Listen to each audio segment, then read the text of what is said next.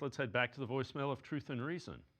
Tommy Reese has been great so far, but after yesterday's Bears game, it was obvious that the Browns staff just wasn't prepared. They weren't prepared. Shador, he made a lot of rookie mistakes. I know he wants back. They just didn't put anybody to a position to win the game. That game should have never snowballed the way that it did. And by the end of the season, I think change needs to happen. We just need a head coach who can steer this operation to where it needs to go. Then offensively, I think we need an offense that caters to our strengths, which is the run game. So, go Browns.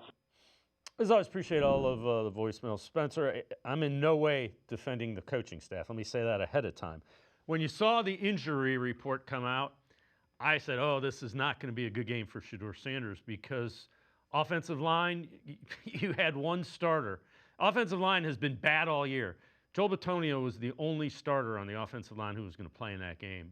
And Denzel Ward was out. I knew that was going to be an issue. They weren't going to win that game based on who they had available. That's just the way it is. Yeah, I'm going to be honest. Sort of a funny anecdote here. I submitted I did my show for Friday for Locked On. And I always do my predictions on Fridays. And so I recorded it like Thursday night or whatever and had it go up Friday morning. And I kind of, in the back of my mind, when I said my prediction, I was kind of like, this long injury report, like, these guys are going to play. Like, they'll get through the week and they'll be fine. Like, I thought Denzel would play. And then the injury report came out and I was like, yeah, I kind of regret the prediction that I threw out there in the grand scheme of things. I think I said, like, it was going to be like 24-14. And when I made my prediction over at Brown's Roundtable, I dialed that back a little bit and ended up saying, I think I think I might have said 27-10 instead. So I got a little bit closer to what was the actual score.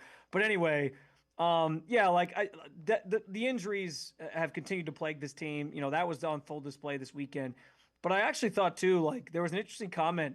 I asked Joe Bitonio in the locker room after the game, just kind of, did he feel, especially on the offensive line, that the Browns in particular have dealt with more injuries, and I said kind of specific to the offensive line, but just in general too, than other teams the last couple of years. Because it just seems like their roster has been ravaged at times by injuries. And I know everyone's dealing with injuries. It's the nature of the league. I get all that.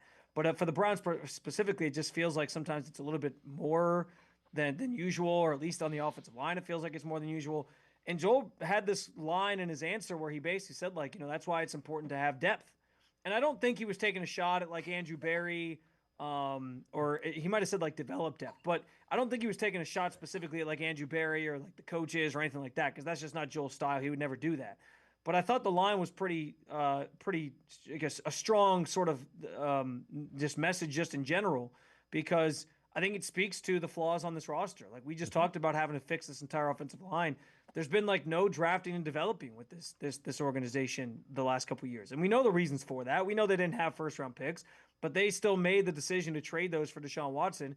And it's now set you back in the situation that you're in. So the injuries have certainly hurt this team, but I thought that game was kind of a microcosm of all the problems that exist with this franchise right now.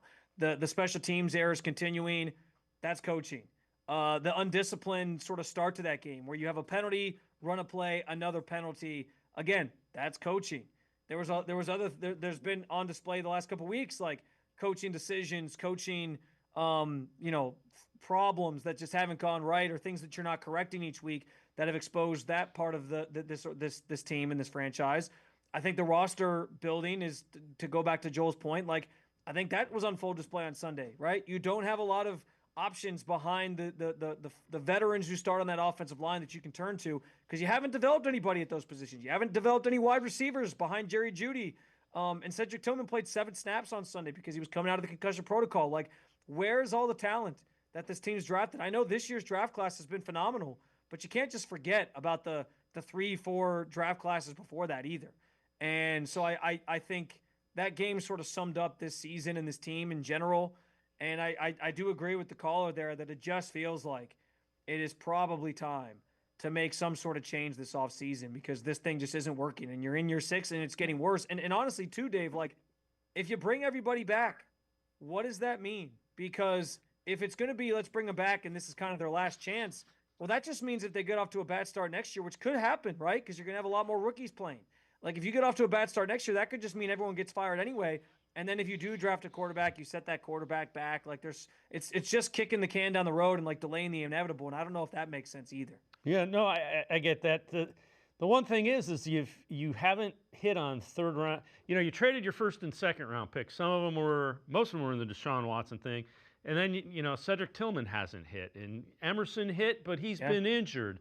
And then DeJuan Jones has been injured. Zach Zinter was a miss. So you missed some critical. The problem is when you trade your first and second round picks, every miss is magnified. And this is where you're at right now because of that.